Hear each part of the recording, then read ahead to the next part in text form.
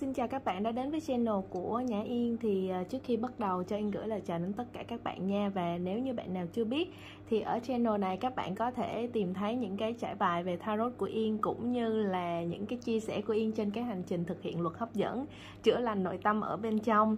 Thì với những cái trải bài tarot, nó đều là những trải bài chung, cũng như là những cái chia sẻ của Yên nó đều đến từ những cái trải nghiệm cá nhân mà thôi, nên là Yên mong các bạn sẽ đón nhận một cách rất là cởi mở ha. Nếu như mà cái thông điệp nào á các bạn cảm thấy là nó không có diễn ra trong cuộc sống của các bạn thì các bạn hãy hiểu đơn giản là đó không phải là thông điệp dành cho các bạn. Yên rất là mong những cái video khác của Yên hoặc là những cái video sắp tới của Yên á sẽ có cái thông điệp mà bạn cần. Và nếu như bạn nào muốn liên hệ với Yên thì ở cái phần mô tả của video các bạn bấm vào đó sẽ có đầy đủ những cái link, sẽ có cái link thôi chứ không phải đầy đủ những cái link á.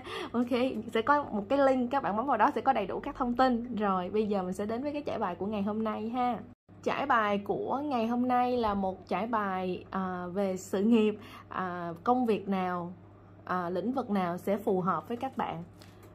Công việc, lĩnh vực nào sẽ phù hợp với các bạn. Nên là nếu như mà bạn nào còn đang phân vân trên cái hành trình lựa chọn công việc cho mình, không biết mình nên đi hướng nào, công việc ra làm sao, muốn thay đổi công việc gì đó, thì các bạn có thể xem cái trải bài này. Hãy nghĩ đến cái thông điệp, chủ đề giống như Yên mới nói, đó là công việc hay lĩnh vực nào phù hợp với các bạn, và các bạn chọn cho mình một tụ bài nha. Yên sẽ đổi vị trí như thế này. Rồi, 3 tụ, 1, 2, 3 ha. Công việc và lĩnh vực nào phù hợp với các bạn. Ok, bây giờ Yên sẽ bắt đầu với tụ bài đầu tiên nha. Xin chào các bạn đã chọn tụ bài số 1 để xem coi là ở đây công việc nào hay lĩnh vực nào phù hợp với các bạn nha. Rồi, nhìn thấy luôn nè. Những cái bạn ở tụ này thì các bạn có cái khả năng là về viết nè, ví dụ như là viết hoặc sáng tác, nhất là viết câu chữ. Các bạn có thể tham khảo đến những cái lĩnh vực ví dụ như là viết sách, biên tập, content, rồi dạng như là viết những cái nội dung đưa ra về cái câu chữ của các bạn. Rồi ví dụ như ở đây có các bạn cũng có thể làm việc với con nít nữa, những giới trẻ và động vật. Những bạn này là những bạn mà Yến thấy các bạn có một cái tinh thần hợp tác rất là cao, và các bạn có cái khả năng truyền đạt cái lời nói thông qua những cái câu chữ hay là cái cách giao tiếp của các bạn. Các bạn làm cho người khác hiểu được cái ý của các bạn thông qua lời nói, câu văn. Nên là ở đây những cái bạn này đi về những lĩnh vực sáng tạo nội dung nè, hoặc là viết sách, biên tập, content, hoặc là giáo viên, hay là chăm sóc thú cưng. Cái mô hình đó hiện giờ Yên thấy cũng rất là thu hút nha, nhiều đối tượng nè. Nên là ở đây các bạn có thể cân nhắc về những cái lĩnh vực này. Yên thấy thật sự nhiều khi những cái bạn chọn tụ này á là các bạn biết được cái thế mạnh của mình luôn. Các bạn biết các bạn thích cái gì, các bạn biết khả năng của các bạn nằm ở đâu, nhưng mà các bạn lại không có đủ cái sự mạnh mẽ để đưa ra một cái quyết định hành động cho sở thích, cho cái đam mê, cho cái thế mạnh của mình. Những cái bạn tụ này Yên thấy là các bạn rất là tình cảm. Các bạn là cái người sống thiên về tình cảm nhiều. Các bạn có khả năng chăm sóc người khác. Nên ở đây các bạn có thể đi làm giáo viên, và có thể là chăm sóc thú cưng rất là tốt. Cũng như các bạn có thể làm về những cái lĩnh vực xã hội. Các bạn đặt cái cảm xúc quá nhiều, nhưng mà bù lại cái tính quyết đoán của các bạn, cái sự mạnh mẽ của các bạn thì nó bị thiếu. Thì đây là cái điều mà các bạn cần phải rèn luyện cho mình, cái kỹ năng đưa ra quyết định, cái kỹ năng mà hành động một cách mạnh mẽ hơn. Cái tình cảm của các bạn cũng là một cái thế mạnh để mà các bạn có những cái cảm xúc khi mà các bạn truyền đạt, khi mà các bạn làm những cái sản phẩm, hoặc là khi mà các bạn giảng dạy. Các bạn có đủ cái sự kiên nhẫn với con nít, với những cái đối tượng chưa biết. Cái này không phải ai cũng có nha. Có những người là họ sẽ rất là thiếu kiên nhẫn, nhưng mà đổi ngược lại Yên thấy các bạn rất là nhiều sự kiên nhẫn. Ví dụ ai không biết các bạn sẵn sàng giải thích cho họ, ai không biết cái gì là các bạn sẽ có thể hiểu và thông cảm. Còn nhiều khi là có nhiều tình thương cho những người mà họ không có hiểu nữa. Nên ở đây các bạn phát huy cái điều này thành một thế mạnh của mình rất là tuyệt vời luôn. Nhưng đổi ngược lại các bạn phải có những cái sự cứng rắn hơn trong việc đưa ra quyết định nè, trong cái việc là thỏa hiệp với người khác nữa. Có những lúc ở đây đối với tụ bài này nha, Yên thấy á, có những lúc các bạn sẽ rất là cả nể, các bạn không dám nói lên cái tiếng nói riêng của mình. Đây cũng có thể là lý do tại sao mà các bạn vẫn chưa dám đi trên cái con đường mà các bạn thật sự có năng khiếu về lĩnh vực đó. Bởi vì nhiều khi các bạn thấy người ta bàn ra, ví dụ các bạn thích viết sách đi, nhưng các bạn thấy người ta bàn ra trời ơi đâu dễ viết đâu chẳng hạn, các bạn yếu lòng, các bạn mong manh dễ vỡ, các bạn nghĩ chắc người ta nói đúng. Rồi ví dụ các bạn muốn mở một cái pet shop, mở để chăm sóc thú cưng, nhiều người nói rồi rất là cực, hay là cần một cái số vốn hay gì đó, các bạn sẽ thấy thiệt thôi mình không làm. Vậy thì ở đây á, không nhất thiết, nếu với những bạn này á, cái điểm yếu của các bạn á, nó có thể là về cái khả năng quyết đoán, đưa ra quyết định hoặc là tính toán. Các bạn sống dựa trên cảm xúc khá là nhiều. Nếu các bạn cân bằng được á, thì các bạn hoàn toàn có thể đạt được những cái vị trí cao trong cái lĩnh vực mà các bạn hướng đến, kể cả là kinh doanh những cái mô hình này luôn. Tại vì nhiều khi các bạn muốn kinh doanh, các bạn muốn khởi nghiệp trong những cái lĩnh vực này, nhưng mà các bạn nghĩ rằng là bản thân các bạn không có đủ cái sự giỏi ở cái khả năng tính toán, không có đủ sự mạnh mẽ để làm lãnh đạo chẳng hạn. Nhưng mà cái đó có thể trau dồi được dựa trên những cái quyết định nhỏ nhỏ. Ví dụ như bây giờ ai mà mời các bạn đi ăn đi uống mà các bạn lúc đó cần giải quyết công việc riêng, hay là không thích đi, đơn giản là không thích đi, các bạn có thể tập cho mình cách biết từ chối. Rồi khi ai đó làm một cái việc mình không hài lòng, mình có thể tập cách nói thẳng thắn cái sự không hài lòng của mình ra với một tinh thần rất là hòa nhã. Các bạn kết hợp những cái thế mạnh các bạn là sự hòa nhã, là tình cảm, cộng thêm những cái lời nói hơi cứng rắn một chút xíu. Khi các bạn rèn luyện dần dần thì cái sự mạnh mẽ nó sẽ phát triển được, và các bạn có thể chinh phục được những cái vị trí cao hơn như các bạn mong muốn. Còn nếu như bạn nào mà thật sự không thích làm những vị trí cao, hoặc là giống như mình chỉ thích là được làm chuyên môn của mình thôi, mình không có phải là muốn bước ra kinh doanh hay gì cả, rồi vậy thì các bạn hoàn toàn có thể đào sâu vô cái kỹ năng viết của mình, cái kỹ năng truyền đạt của mình, cái kỹ năng chăm sóc người, chăm sóc con nít, chăm sóc người khác, chăm sóc thú cưng. Thì các bạn có thể học những cái lĩnh vực ví dụ như là về điều dưỡng, hoặc là thú y, hay là đơn giản là giống như một cái người chuyên viết content thôi. Các bạn tập trung vô giống như là copywriter thôi, dạng vậy. Thì mình không nhất thiết là mình phải bước ra kinh doanh hay là đao to búa lớn gì, mình cứ mài dũa cái kỹ năng của mình, dần dần các bạn sẽ có thành công. Ở đây sẵn Yên chia sẻ cho các bạn một cái chuyện này nha. Có nhiều khi chúng ta nghĩ rằng là mình làm hoài không thành công, và mình nghĩ rằng là mình không có sự may mắn. Nhưng mà các bạn biết không, cái sự may mắn nó sẽ không có ý nghĩa gì nếu như mình không có cái quá trình rèn luyện. Mình cần có một cái quá trình rèn luyện nỗ lực, thì khi may mắn đến nó sẽ giúp cho mình đi nhanh hơn. Còn khi mà mình không có sự nỗ lực và rèn luyện, hoặc là mình không phát huy được cái thế mạnh của mình, thì kể cả khi mình có cơ hội thì mình cũng sẽ không đạt được kết quả gì cả, bởi vì mình không biết làm cái gì ngay cái thời điểm cơ hội đến, vận may đến. Vậy nên các bạn có thế mạnh và các bạn nhận ra được thế mạnh này, nhưng mà vẫn còn có cái sự yếu đuối để mà bắt đầu, thì thông điệp ở đây gửi đến các bạn, Yên mong là các bạn sẽ thật sự phát huy thế mạnh của bản thân mình. Bởi vì chính cái thế mạnh này của các bạn nó, nếu mà các bạn phát huy được, nó sẽ giúp ích rất là nhiều cho xã hội. Mà bất cứ cái gì mà mình giỏi, mình cũng có thể phát triển nó để giúp cho xã hội hết. Nhất là ở đây cái khía cạnh mà về việc truyền đạt thông điệp nè, ngày nay nó cũng rất là cần những cái thông điệp đúng đắn. Những cái người mà đưa cái thông tin giống như nhà báo, nhà văn, họ cần những cái sự nghiêm túc trong công việc của họ để đưa đến những thông điệp cho giới trẻ đọc, cần định hướng đúng đắn. Và nếu các bạn có một trái tim yêu thương, các bạn có đạo đức nghề nghiệp, Yên tin chắc rằng các bạn đi cái công việc này, các bạn sẽ không chỉ phát triển bản thân các bạn mà còn giúp được cho rất là nhiều người, thể hiện qua cái lá này nè. Các bạn không chỉ giúp cho các bạn đâu, mà các bạn còn có cái sự hợp tác và giúp cho rất là nhiều người cùng phát triển theo các bạn, dựa trên cái lời văn, cái câu chữ các bạn, cái cách truyền đạt của các bạn. Nên ở đây các bạn nếu mà còn chần chừ mà không phát triển cái khả năng của mình nữa, thì là coi như các bạn đang bỏ lỡ một cái cơ hội tỏa sáng của bản thân mình nha. Nè, có một cái lá nè, thông điệp đã đến rồi, là mình phải nắm bắt lấy đi và phải thực hiện ngay đi.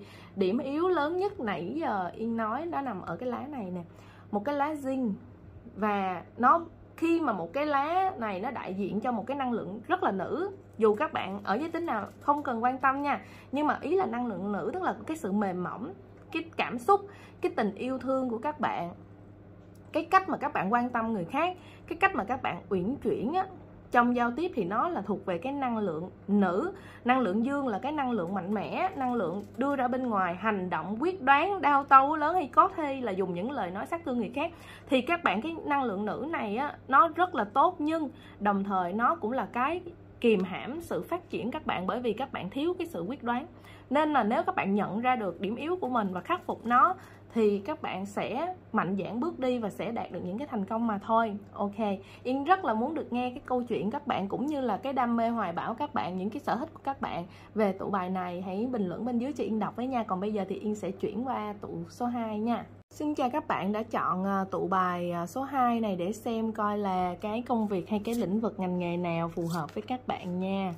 Rồi thêm một người giáo viên nè, giáo viên truyền đạt kiến thức kinh nghiệm của mình đến với những người khác. Có thể là làm một người dẫn dắt ha, một người dẫn dắt cho thế hệ sau. Rồi ở đây các bạn cũng có thể là làm về những cái công việc ví dụ như là chữa lành năng lượng. Các bạn giống như là thiên về nhiều khả năng chữa lành, nhiều khả năng về mặt tâm linh, kể cả là về thể chất nữa. Các bạn ở đây có thể làm vật lý trị liệu, có thể là làm về gym, hoặc là làm những cái sự chữa lành về mặt cơ thể hay về mặt năng lượng, về mặt tâm lý cho người khác. Các bạn làm rất tốt cái điều này luôn, bởi vì các bạn có cái sự nhạy cảm trong nỗi đau của người khác, và cái sự nhạy cảm trong cái việc cảm nhận những cái nguồn năng lượng chữa lành. Đồng thời á, trời, thật sự luôn, những cái bạn tụ này là một healer, dù rằng các bạn làm lĩnh vực nào. Ví dụ healer nó có rất nhiều khía cạnh lắm nha các bạn, chẳng hạn như bác sĩ nè, chuyên viên tâm lý nè, những người chữa lành về mặt năng lượng nè, những bậc thầy tâm linh nè, đi về con đường tâm linh cũng rất là tốt luôn. Các bạn có một sự cảm nhận, một sự thấu hiểu trái tim của người khác, và các bạn không chỉ là cảm nhận không, mà khi các bạn nhận ra được nỗi đau của người khác, các bạn nhận ra được cái khó của người ta, thì các bạn biết định hướng để giúp cho người ta đi lại được đúng đường. Vậy nên các bạn là những cái người hướng dẫn, là những người mà trị liệu rất là tốt. Bởi vì giống như khi mình biết bệnh là một chuyện, mà mình phải kê được cái thuốc đúng để cho người ta hết bệnh là một chuyện khác. Và cái bệnh ở đây nó không chỉ là bệnh về thân. Bệnh về thân này có thể là bác sĩ nè, y tá điều dưỡng, chuyên viên vật lý trị liệu đó. Còn nếu như mà bệnh về tâm thì là bác sĩ tâm lý nè, rồi những người hướng dẫn cuộc sống nè, hoặc kể cả là tarot reader nè, tùy theo, nó có rất là nhiều lĩnh vực ở hiện tại. Và các bạn thật sự đây là một cái khả năng bẩm sinh.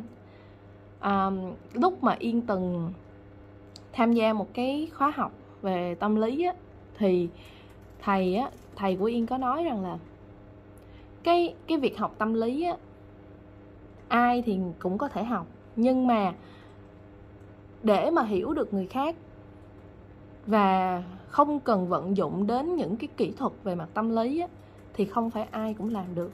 Nên đó là lý do tại sao mà người ta cần phải đi học, để có những cái kỹ thuật mà người ta nắm bắt được tâm lý của người khác. Nhưng mà có một số người nó sẽ thuộc về bẩm sinh, người ta không cần học, người ta vẫn có thể thấu hiểu, nắm bắt được tâm lý của người khác và khai thác cái tâm lý đó để giúp cho họ chuyển hóa và họ giải thoát được khỏi cái đau khổ của họ. Thì đó là một số rất ít người có khả năng bẩm sinh. Nhưng mà những bạn tụ số 2 này là những bạn có cái khả năng như vậy. Và không biết các bạn có nhận ra được cái khả năng của mình hay không. Bởi vì Yên thấy rằng ở đây các bạn có khi các bạn lờ mờ nhận ra được cái khả năng của các bạn đó, nhưng mà các bạn không có tin vào nó. Có thể các bạn cảm thấy, tại vì nhiều khi trong cái xã hội chúng ta sống chúng ta bị giới hạn rất nhiều thứ bởi những định kiến xã hội, bởi gia đình, bởi môi trường xung quanh, và đôi khi chúng ta không dám tin rằng mình có một cái khả năng đặc biệt hơn những người khác, hay mình có một cái khả năng nào đó. Ở đây những cái gì Yên nói, Yên không nhằm mục đích rằng là muốn đẩy cái tôi của các bạn lên, không hề nha. Nếu mà các bạn đẩy cái tôi bạn lên là các bạn đi sai hướng rồi. Nhưng ở đây Yên chỉ sợ rằng là những bạn tương thích với tụ bài này, các bạn không dám tin vào khả năng các bạn, hoặc các bạn không dám tin vào cái tương lai mà các bạn phát triển cái khả năng này trở thành một ngành nghề. Khi mà các bạn tận dụng được cái khả năng của các bạn thì các bạn đã đi hơn người khác được 50% rồi. Bởi vì người ta không có, người ta thích cái lĩnh vực đó, người ta đi thì người ta phải nỗ lực hơn các bạn rất là nhiều. Và khi các bạn có được cái khả năng bẩm sinh đó, các bạn đi thì các bạn sẽ rút ngắn được cái thời gian của các bạn hơn. Nó cũng giống như một cái sự may mắn. Mà nói là may mắn chỉ khi mà các bạn nhận ra được khả năng của mình và các bạn phát triển nó. Nhưng nó sẽ là không may mắn khi mà các bạn cố gắng phủ nhận cái điều mà các bạn có để chạy đi theo một cái con đường khác, một cái ngành nghề khác, một cái định hướng khác mà các bạn cho rằng đó là xã hội người ta sẽ thích cái lĩnh vực đó hơn, dù rằng nó không thuộc về các bạn. Và khi các bạn chạy đi theo những cái mà không thuộc về mình á, thì nó để lại trong lòng các bạn đó là những khó khăn, những thử thách, những sự thất bại, và quan trọng nhất là những sự đau khổ về mặt tinh thần của bản thân mình khi mình không được là chính mình. Cái việc mà mình không được là chính mình và mình phải phủ nhận chính mình không có cái gì đau đớn hơn. Tuy nhiên yên tin rằng là tất cả những cái trải nghiệm đó nó cũng chỉ nhằm giúp cho các bạn nhận ra được thật sự các bạn là ai, các bạn có khả năng gì. Và nhiều khi chính cái việc mà các bạn trải nghiệm những cái lúc phủ nhận chính mình như vậy nó cũng giúp cho các bạn trở nên sâu sắc hơn và giúp cho các bạn phát triển được hơn về cái khả năng này của các bạn một lần nữa. Rồi, trời ơi nè, một cái lá là kho báu lấp láp lánh nhưng mà nó bị ngược, tức là những cái khả năng này nó đang bị tiềm ẩn, các bạn chưa thật sự khai phá ra nó. Wow, chính xác luôn, nãy giờ Yên mới nhìn thấy đó các bạn, Higher Power. Các bạn có năng lực về tâm linh rất là cao. Nếu các bạn không thích lĩnh vực tâm linh, các bạn có thể hoàn toàn đi vào những cái lĩnh vực giống như nãy Yên nói, bác sĩ nè, y tá, chuyên viên y tế hoặc bác sĩ tâm lý. Nhưng mà khả năng về tâm linh bạn cực kỳ cao. Những bạn này không biết các bạn có đang hành thiền hoặc đang tu tập hay đang dấn thân vào con đường tâm linh hay không. Nếu thật sự có nha, thì các bạn hãy tin Yên đi, các bạn đi đúng đường rồi. Và các bạn không cần phải quá sợ hãi, không cần phải cảm thấy mình khác những người khác, hay là mình đang đi một cái con đường mà không đem lại tương lai rạng rỡ. Sai nha. Ở đây á, tương lai các bạn á, rực rỡ lắm, nhưng mà nó cần các bạn phải thật sự tin vào bản thân các bạn và khai phá cái kho báu này. Cái kho báu này nó bị ẩn rất là sâu bởi những định kiến, bởi những niềm tin hơi tiêu cực. Có khi á, là hiện tại á, các bạn nhìn xung quanh á, những người bạn bè của mình hay gia đình của mình họ đều làm những cái công việc khác, ví dụ như là về kinh tế, kinh doanh, kể cả là giống như hiện tại bất động sản, chứng khoán, hay là họ làm công việc nó có một cái tên gọi bình thường và các bạn cảm thấy cái con đường các bạn đang đi nó bất thường. Nhưng mà đó chính là cái kho báu của các bạn á. Nó sẽ tỏa sáng khi mà các bạn chạm được đến cái kho báu này. Còn hiện giờ đang trên cái con đường khám phá thì các bạn, giống như các bạn coi những cái bộ phim á, mà người ta đi tìm kho báu á, thì trước khi người ta tìm kho báu, trời ơi nó gian nan, nó vất vả vô cùng. Rồi ví dụ cái kho báu đó nó ở dưới một cái huyệt, một cái đạo gì đó, trời ơi trước khi mình tìm nó là trời đất cát không luôn, người ngợm dơ giấy, đâu có cái ai nghĩ mình là tìm được kho báu đâu, người ta nghĩ mình bị khùng bị điên ấy. Nhưng mà đến khi mình tìm được kho báu rồi thì mọi người sẽ nhìn mình với một ánh mắt khác. Vậy thì quan trọng rằng là có thể trước khi Yên nghĩ nha, nếu như mà các bạn thật sự tương thích với cái trải bài này á, nó đúng với các bạn á, thì có thể trước khi các bạn gặp được cái thông điệp này, các bạn không biết rằng là cái việc đi tìm kho báu của mình á, nó đúng đường hay không. Thì ở đây nếu mà cái trải bài này tương thích, tức là nó giống như một cái sự confirm, một cái sự xác nhận rằng là cái con đường các bạn đi nó đã đúng hướng rồi. Hãy kiên trì, hãy đừng bỏ cuộc, rồi các bạn sẽ tới đích. Nhiều khi mình đi mình đào kho báu mình không có biết mình đi đúng hay không, mình đào hoài nó thành công cốc, phải không? Thì nếu như các bạn có cái sự lo lắng băn khoăn đó, đây chính là cái thông điệp xác nhận cho các bạn. Và các bạn biết không, đây nè, fulfillment of wishes, cái sự đạt được tất cả những cái gì mà các bạn mong muốn, mọi ước mơ thành hiện thực. Trời ơi nghe như tiên. Nhưng mà ở đây tức là giống như nãy Yên có nói á, nếu mình bỏ chạy khỏi con người thật của mình, đó là địa ngục, đó là sự đau khổ.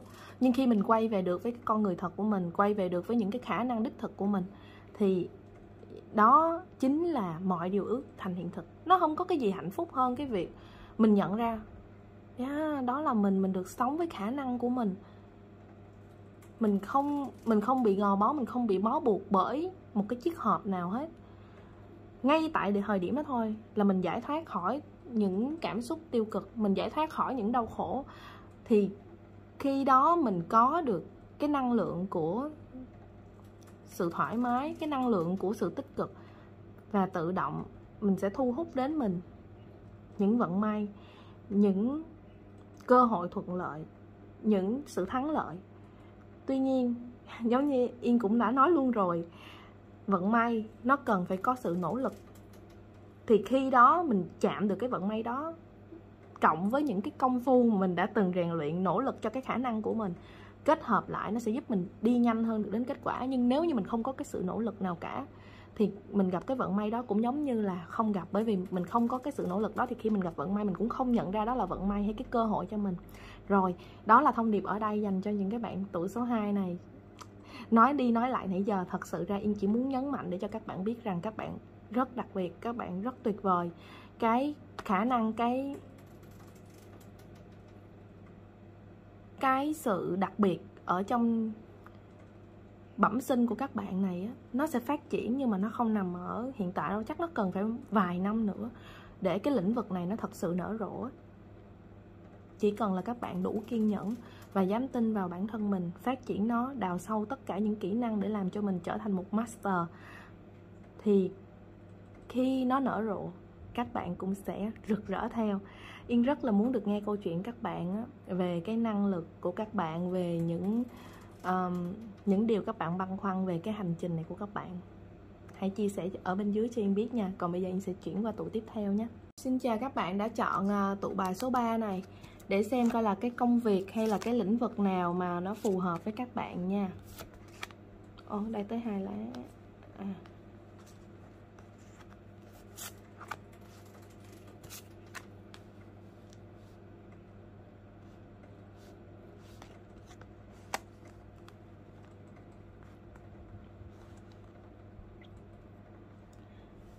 Rồi, ở đây Yên thấy những cái bạn chọn tụ bài này thì cái công việc phù hợp với các bạn á, nó là những cái công việc ở bên ngoài, tức là nó có thể liên quan đến đối ngoại, tức là ra bên ngoài gặp gỡ nhiều người, hoặc là về du lịch, làm về những lĩnh vực du lịch á, hướng dẫn du lịch, hoặc là đi nơi này nơi kia, hay là giống như bây giờ có những cái bạn mà blogger hay review á, thích đi nơi này nơi kia, đi nhiều nơi đấy, hoặc là công việc freelancer. Các bạn là cái người không thích những cái sự gò bó, các bạn không thích bị bó buộc thời gian hay là những cái quy củ. Các bạn thích sự phóng khoáng, thích tự do, thích hòa mình với thiên nhiên. Các bạn là cái người nhạy cảm với những cái đẹp hay là những cái xu hướng mới. Khi mà mọi người chưa nhận ra đó là xu hướng thì các bạn nhìn ra được đây là xu hướng này, và các bạn phát triển nó trở thành một cái điều phổ biến, trở thành một điều giống như là nổi tiếng hay là được nhiều người biết đến. Và trong các bạn nó có tính nghệ sĩ, nó có sự tự do, nó có sự phóng khoáng, nên các bạn sẽ cảm thấy rất là ngột ngạt khi mà phải làm việc trong một môi trường nhiều điều lệ, hay là thời gian đúng quy định, hoặc là nhiều những sự ràng buộc. Vậy nên ở đây Yên thấy các bạn có thể, đối với tụ này thì rất là nhiều những cái khía cạnh công việc mà các bạn có thể theo. Nó chỉ cần đáp ứng được cho các bạn, đó là về mặt thời gian thoải mái, không gò bó, được đi đây đi đó, rồi được giao tiếp với nhiều người đó, và được làm việc một cách thoải mái. Nhưng mà đổi ngược lại nha, thì Yên thấy là cái lời khuyên dành cho những cái bạn tụ này, đúng là các bạn rất thích sự thoải mái, rất thích được tự do, nhưng nó phải cần có những cái kỷ luật cá nhân. Các bạn có thể tự do trong một khuôn khổ nào đó, nhưng mà vẫn phải đáp ứng và đảm bảo được những cái kỷ luật riêng của mình, hoặc là những cái kỷ luật với những người họ làm việc chung với mình. Bởi vì không phải ai cũng giống như các bạn. Chẳng hạn đơn giản như là các bạn hẹn người ta giao một cái sản phẩm, một cái dự án gì đó, thì các bạn hẹn ngày đó, các bạn phải đúng giờ, phải đúng cái lịch hẹn như vậy. Các bạn không thể lấy sự tùy hứng của mình ra để bào chữa cho việc trễ hẹn được. Đó là một điểm cần lưu ý nè. Rồi khi mà các bạn làm việc, đương nhiên á, những bạn có cái tính phóng khoáng, thích tự do này á, thì không phải ai cũng sẽ thỏa hiệp được cái sự tự do đó, và nó vẫn cần phải có những khuôn khổ để người ta phát triển được cái quy mô hay cái công việc của người ta. Chẳng hạn như các bạn làm nhiếp ảnh hoặc là làm thiết kế mà dạng freelancer đó, người ta có thể ký hợp đồng với các bạn, người ta có thể làm việc chung với các bạn, nhưng mà đôi khi người ta vẫn phải yêu cầu các bạn đảm bảo được những quy định của người ta trong một cái khuôn khổ nào đó. Bởi vì cái quy định, cái khuôn khổ đó nó giúp cho cả một cái tập thể công ty của người ta được vận hành một cách trơn tru. Người ta không thể vì các bạn mà đánh đổi đi cả một cái tập thể lớn. Nên khi các bạn hiểu được điều đó thì các bạn đôi khi phải hạ bớt cái tôi của mình xuống để mà làm được việc với nhiều người. Thì đó là cái điều mà Yên thấy cái trải bài này muốn nhắn gửi đến các bạn. Rồi nếu như mà ở đây á, các bạn không khắc phục được cái tính tùy hứng của mình, hay là sự yêu thích tự do của mình, hay đôi khi là mình nói là hôm nay mình mệt mình không làm, hoặc là hôm nay mình chán quá, mình không có tâm trạng, mình không làm, rồi mình xin khất hẹn, hay là mình làm ảnh hưởng đến cái chất lượng sản phẩm mà mình gửi đến cho đối tác của mình á, thì nếu các bạn tiếp tục phát triển cái việc mà tùy hứng của bản thân đó, ở đây các bạn sẽ tự làm cho cái hành trình của các bạn nó trở nên khó khăn, và sẽ không phát triển được cái hành trình của mình, đạt được đến những cái thành tựu mà các bạn mong muốn. Yên có thể lấy một ví dụ để các bạn hiểu thông điệp ở đây ha. Giống như là những người mà họ làm nghệ sĩ đó, họ có thể trở thành ngôi sao này, ngôi sao kia, nhưng nếu như họ không có sự tôn trọng đến cả một ekip thì họ sẽ bị đào thải ra khỏi cái tập thể của họ. Dù là họ nổi như thế nào, nhưng mà đến một khi người ta tìm được một nhân tố khác, hay là người ta cảm thấy quá bất mãn về cái tính mà gọi chung là không chuyên nghiệp đó, thì người ta sẵn sàng đào thải cái đối tượng đó ra khỏi cái ekip của người ta, dù rằng cái người đó rất xuất chúng, rất tài năng, rất nổi tiếng, nhưng mà sẽ rất là hạn chế trong việc nếu mình không tôn trọng một tập thể. Vậy nên á, ở đây nếu các bạn phát huy được cái khả năng của các bạn, ví dụ các bạn đam mê về nghệ thuật, đam mê về chủ nghĩa xê dịch đó, đi đây đi đó, hoặc là đam mê những cái trải nghiệm, thích cái sự phóng khoáng tự do của bản thân mình, điều đó rất là tốt. Nó có thể giúp cho các bạn thăng hoa, giúp cho các bạn có được những cảm xúc tuyệt vời để làm ra những cái sản phẩm cống hiến cho xã hội. Nhưng hãy luôn giữ nó ở trong một cái khuôn khổ để đảm bảo những nguyên tắc khi mình hợp tác với người khác. Bởi vì không phải ai cũng giống như các bạn, và họ cần phải có một bộ máy, một sự vận hành, nó có những cái kỷ luật nhất định để mà họ phát triển được cái bộ máy của họ. Đồng thời, nếu như bạn bên cạnh việc nuông chiều bản thân mình, nuông chiều những cảm xúc của bản thân mình á, thì hãy dành cho nó một khoảng thời gian nhất định. Còn lại á, mình cần có những cái kỷ luật để từ đó nó sẽ giúp cho mình á phát triển được tốt hơn. Và khi mình có kỷ luật á, mình sẽ có những cái lúc mà mình mệt mỏi nhất, những cái lúc mà mình khó chịu nhất á, thì chính cái kỷ luật đó nó kéo mình đi tiếp để mình vượt qua được cái vũng chũng đó. Giống như trên hành trình của chúng ta, có những lúc chúng ta không muốn làm gì hết và chúng ta muốn buông đi, nhưng mà khi chúng ta nhớ đến cái kỷ luật đó thì chúng ta buộc lòng phải bứng bản thân mình dậy. Và khi mình vượt qua được cái cảm giác chủng đó rồi á, thì mọi thứ nó lại bình thường. Như ngày xưa mà chúng ta đi học á, có những lúc chúng ta rất là mệt nè, có những lúc mà mình bệnh luôn, hay mình rất là lười, mình không muốn đi nha, nhưng mà mình biết là mình không đi là chết đó là bị đuổi học hay là bị điểm thấp. rồi hoặc là đi học trễ muốn ngủ nướng này, nhưng mà trời ơi giám thị đứng canh, rồi người ta không, giống như là bị kêu phụ huynh. Mình sợ những cái điều đó, rồi mình cũng phải lết thân xác của mình vô trường, vô lớp cho đúng giờ, rồi không có dám không làm bài, một hôm không làm bài thôi là bị mời phụ huynh chẳng hạn. Thì chính những cái kỷ luật đó nó kéo mình đi, nó kéo mình ít nhất á, là cũng sẽ đến được cái đích tối thiểu. Còn nếu như mà mình á, luôn tràn đầy năng lượng á, thì nó sẽ giúp cho mình đến được những cái đích xa hơn và cao hơn, những cái thành quả tuyệt vời hơn. Nên á, cái điều quan trọng ở đây á, Yên thấy trải bài này muốn nhắn gửi đến các bạn á, đó là hãy có nguyên tắc, hãy có những cái kỷ luật trong cái hành trình các bạn, bên cạnh việc phát triển những khả năng của các bạn về lĩnh vực nghệ thuật hoặc là về những cái lĩnh vực sáng tạo nha. Đó là thông điệp ở đây dành cho những cái bạn này. Với công việc và lĩnh vực phù hợp với các bạn thì Yên thấy nó thiên về nhiều về môi trường bên ngoài,